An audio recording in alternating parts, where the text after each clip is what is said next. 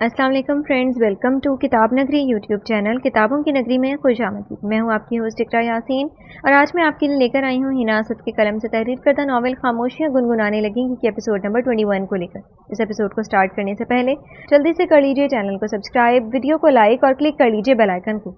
अब स्टार्ट करते हैं आज की एपिसोड। बीबी जान के लाके स्टार करने के बाद वो हसन के साथ सैलून चली गई। अभी कुछ देर पहले ही वो वहाँ से तैयार होकर वापस आई थी।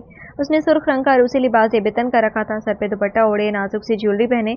उसके मना करने के बावजूद भी ब्यूटिशियन ने उसके तैयार होने के बाद उसके सूने हाथों को मेहंदी से बाजुओं तक दिलकश डिजाइन से भर दिया था। अब वो खूबसूरत हिनाई नक्शो निगार उसके बाजुओं और हाथों पर अजब अजब छप दिखला रहे थे। मेहंदी रास्ते में सूखी तो हसन ने उसकी चूड़ियों के बजाय खाली कलाइयाँ देखी तो उसने उसे ट्रैफिक सिग्नल पर रोक के गजरे लेकर दिए। वो वापसी में बाइक के बजाय रिक्शे पे आए क्योंकि यूं अरूसी लिबास में दुल्हन को बाइक पर देखकर लोग बातें न बनाए। वो घूंघट नुमा दुपट्टा ओढ़े अंदर आई। इजराइल तब तक बीबी जान के कमरे में था क्योंकि बाहर मोहल्ले में से बीबी जान के कुछ जानने वाले लोग आ चुके थे और बाहर लाउंज में सोफे पर बैठ गई तो सब मोहल्ले की लड़कियां उसके गिर्द जमा हो गई। दुल्हन को देखने के इश्तियाक में हसन बीबी जान के कहने पर मौलाना साहब को लेने चला गया। इस दौरान जानिया खामोश तमाशाई बनी, सर झुकाए हुए बैठी थी। वो नहीं जानती थी कि जो हो रहा है वो ठीक है या नहीं, क्योंकि उसमें उसकी मर्जी शामिल नहीं थी।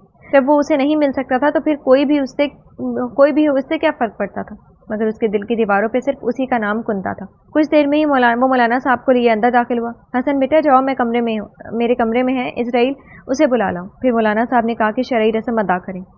उन्होंने सामने खामोश खड़े हसन से कहा तो आहिस्ते से सर बात में हिलाते हुए अंदर चला गया। वो अपने ध्यान में इस कदर महव था कि उसने गौर नहीं किया कि बीबी जान ने क्या कहा। वो जैसे दरवाज़ा खोल के अंदर आया तो कमरे में परेशानी से इधर उधर चक्कर काटते हुए इजराइल सानी को देखा तो भुंचका कर रह गया। सर आप? वो हैरानी से बोला। इंस्पेक्टर हसन तुम? जवाबन इजराइल ने कहा। जितना हैरान हसन था उससे कई गुना ज़्यादा इजराइल हुआ उसे यहाँ देखकर। तो इसका मतलब आप ही बीबी जान के असल बेटे हैं? उसने हैरान को नजरों से उसे देखते हुए पूछा। इजराइल ने महज सर हिलाया। उस वक्त वो खुद दोहरी कश्मकश में मुब्तला था। दिल था कि उसे उसके निकाह से इनकार करने पर उकसा रहा था, जबकि दिमाग कह रहा था कि वह तुम्हारी माँ की खुशी के लिए अपनी जान भी कुर्बान कर दो। ये दिल क्या चीज़ है? वो अजियत के इंतहाओं पे पहुंचा हुआ था। फैसला मुश्किल था। सर आ जाएं बाहर, बीबी जान निकाह के लिए आपको बुला रही, उसने डूबते हुए दिल से कहा, वरना वो अभी अजियतनाक मरहले से गुजर रहा था। वो निकाह के कलमात पढ़ने में मसरूफ थे, जबकि जानिया का दिल सूखे पत्ते के मानिंद लरस रहा था। उसके आंसू निकलकर उसकी गोद में धरे हिनाई हाथों पर लड़ियों के मानिंद गिरने लगे थे। उसकी धुंधलाई आंखों से ना तो उसे कुछ दिखाई दे रहा था ना कुछ सुनाई। वो तो बस उसकी यादों में खोई हुई थी। जानिया फ़हीम वल्द फ़हीम खान, क्या आपको इजराइल सानी वल्द सरदार जाहिद अपने निकाह में कबूल है? जानिया हनूज खामोश बैठी थी कि उसी वक्त किसी का अपने साथ बैठने का गुमान हुआ तो उसके साथ बीबी जान आकर बैठी थी तो उसका शाना दबाकर अपने साथ की तसल्ली दे रही थी। कबूल है। जानिया के घूंघट तले छुपे हुए फड़फड़ाते हुए लबों से ये अल्फाज अदा हुए तो सबके चेहरों पर मुस्कुराहट फैल गई। 3 बार ये कलमात पढ़ने के बाद निकाहनामे पर दस्तखत लेने के बाद मौलाना साहब दूसरे सोफे पर मौजूद इजराइल सानी की तरफ मतवजह हुए, जिसके स्पॉट अंदाज को देखते हुए अंदाजा लगाना मुश्किल था कि आया वो इस रिश्ते से खुश है या नहीं। लेकिन कोई उससे पूछता जिंदगी में हार जाना किसे कहते हैं तो वो बखूबी बता सकता था। उसे अपने ज़ब्त के तनाबे टूटती हुई महसूस हुई। उसने जोर से अपनी मुठ्ठियां भींचती वह ज़ब्त के कड़े मराहिल से गुजर रहा था। उस वक्त वो खुद भी अपने होश आवाज़ में ना था, इसलिए तो उसने दुल्हन का नाम नहीं सुना, बस मौलवी साहब के पूछने पर सर्द अंदाज में कबूल है कहकर निकाहनामे पर दस्तखत कर दिए। दुआ के बाद हर तरफ मुबारकबाद का शोर मच गया। वहाँ की सूरत हाल देखकर हसन उल्टे कदमों से चलता हुआ बाहर लॉन में आ गया। वो तो अभी तक सख्ते किसी कैफियत में था, उसने ऐसा तो कभी नहीं चाहा था। आज मैंने खुद अपने हाथों से अपनी मोहब्बत को सजा सवार कर किसी और के मुकद्दर का सितारा बना दिया। हसन ने अपने सर के बाल मुट्ठी में भींचते हुए खुद कलामी की। क्या हुआ हसन, तुम ठीक तो हो? कोई मसला है तो बता सकते हो मुझे।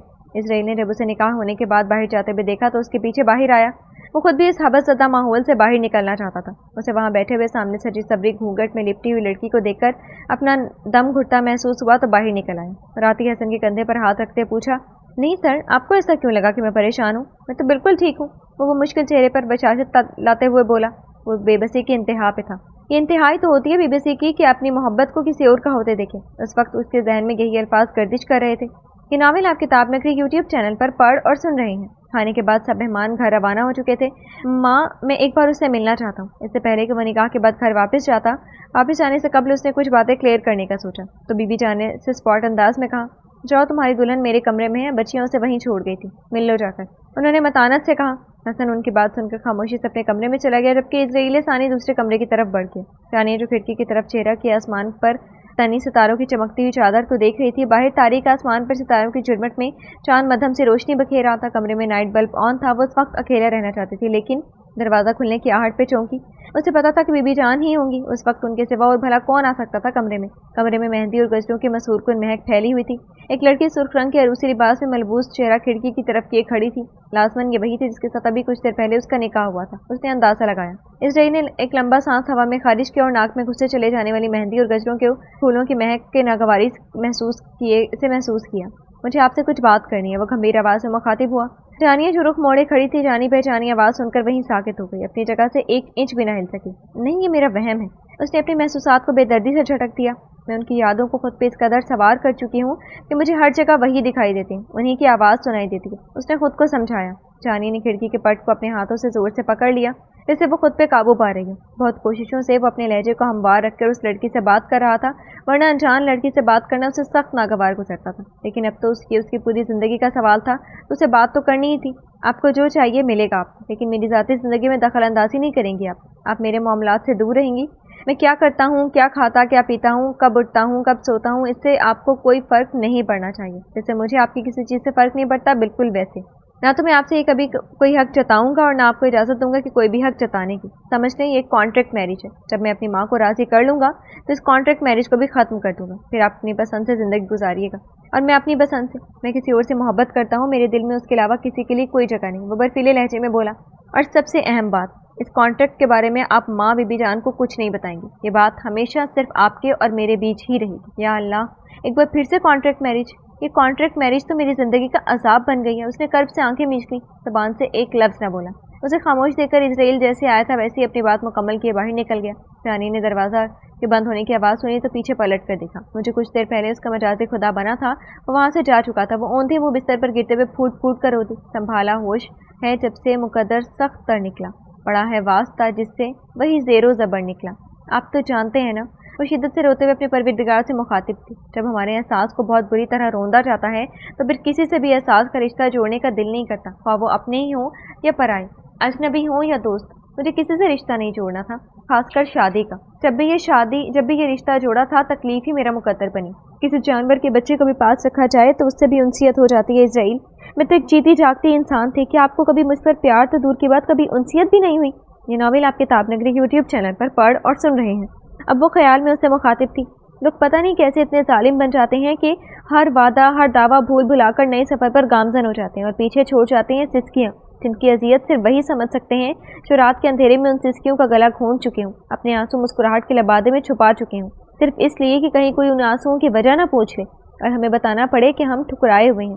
हर कोई मुझे ठुकरा देता है, ऐसा क्यों?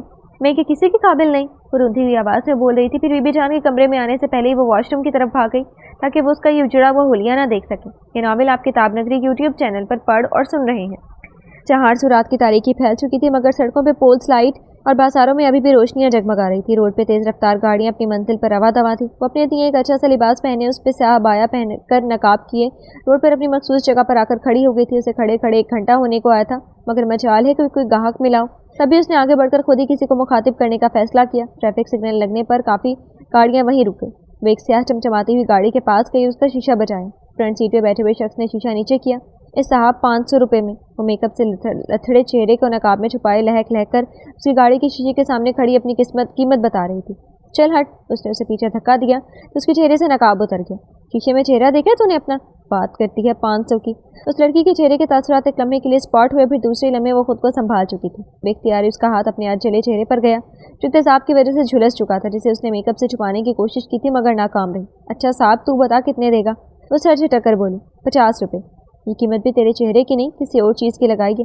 वो खबासतदा नजरों से उसे देखते हुए मुस्कुराया। वो सिग्नल खुलने के इंतजार में था। जल्दी बोल, उसे चुप देकर वो गोया हुआ। ये तो बहुत कम है, इसमें तो एक वक्त की रोटी भी नहीं मिलती। ठीक है, ठीक से। वो अफसुर्दा लहजे में बोली, चल निकल फिर इधर से। वो एक हाथ से स्टीयरिंग पर रखे, दूसरा गियर पर डाले गाड़ी आगे बढ़ाने ही लगा। अच्छा रुकना साहब। उसने बढ़ती हुई गाड़ी को देखकर पीछे से हाँक लगाई। तेजाब से जली हुई औरत लोगों को कैसे समझाएगी कि पेट की आग बुझाने के लिए लोगों के अंदर की आग बुझानी पड़ती है। आहिस्ता आवाज़ में बुड़बुड़ाई। आवाज़ इतनी आहिस्ता थी कि बमुश्किल उसके खुद के कानों को मैं सुनाई थी। चल आजा फिर। उस आदमी ने उसे पिछली सीट में बिठा लिया और एक कदरे सुनसान जगह पर ले जाकर गाड़ी रोक दी। गाड़ी के चारों शीशे ऊपर चढ़ाए, उन पर स्याह कवर लगा दिए। फ्रंट सीट से उठकर पीछे चला गया और गाड़ी अंदर से लॉक कर दी। वो लड़की इतनी देर में अपना अबाया उतार चुकी थी। कुछ देर उसे इस्तेमाल करने के बाद उस शख्स ने उसे गाड़ी से बाहर निकाल दिया। वो अपना अबाया दुरुस्त किए 50 के बजाय 100 का नोट लेकर खुश होते हुए वापस घर को चलती। आज के खाने का बंदोबस्त तो हो चुका था, उसने मजीद ग्राहक के पास जाने से गुरेज किया। अब वो यूं ही करती थी, अगर एक ग्राहक से मुनासिब रकम ना मिले तो दूसरे के पास चली जाती थी, मगर आज वो बहुत थक चुकी थी, इसलिए एक ढाबे से खाना लेकर घर के रास्ते पर रवाना हुई। वो खाना लेकर एक कच्ची सी आबादी में दाखिल हुई।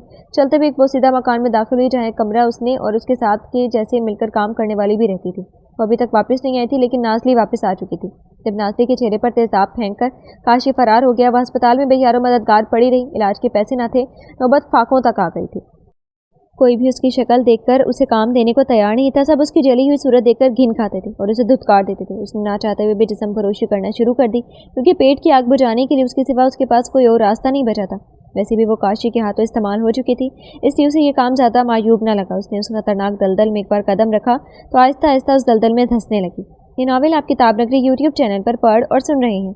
यार, ये शेख मुझे वापस बुला रहा है, इसका फ़ोन आया था। काशी ने अपने दोस्त को कॉल पर बताया। यार काशी, तुम तो वो फारिये के पीछे कराची जा रहे थे फिर? उसने पूछा। अरे वही तो, कितनी मेहनत की थी उस बुलबुल को फंसाने की। वहाँ वक्त से नहीं पहुँचा तो साली हाथ से निकल जाएगी। ये तो ठीक बोला तूने, उसने तशवीश भरे अंदाज में कहा। अब क्या करूँ? शेख की मानूँ या उसके पास जाऊँ? अभी तक सिर्फ देखने दिखाने से काम चलाया था, सोचा था इस बार मिलकर हाथ साफ करूँगा उस पर। काशी खबासत से आवाज़ से बोला तो उसकी बात सुनकर उसका दोस्त मकरू हंसी हंसा। अच्छा छोड़ ना यार काशी, तेरे लिए लड़कियाँ हज़ार हैं, फिर नई बुलबुल फंसा लीजिए। अभी शेख से मिल, उसकी बात सुन, ये ना हो वो सारा शेख तुझे ही टपका डाले। उसने अपने इतनी मुखलिसाना मशवरा दिया। काशी ने तेवरियाँ चढ़ाई, फिर गाड़ी को वापसी के रास्ते पर मोड़ लिया। फारिये के वालिदैन की कोई दुआ उसके काम आ गई थी, जो उसके उस मवाली काशी से पीछा छूट गया। निकाह किए अपने ससुराल में चली गई और अपनी सिम तोड़ दी, जिससे वो कभी उससे रब्ता ना कर सके। उसके वालिदैन ने भी अपना घर दूसरे शहर में शिफ्ट कर लिया। यूँ फारिया का किस्सा तो ख़त्म हो गया। जी तो फ्रेंड्स, कैसी लगी आपको आज की एपिसोड? कमेंट सेक्शन में ज़रूर बताइएगा। फिर हाजिर होंगे नेक्स्ट एपिसोड के साथ। तब तक के लिए इजाज़त दीजिए। शुक्रिया। अल्लाह हाफिज़।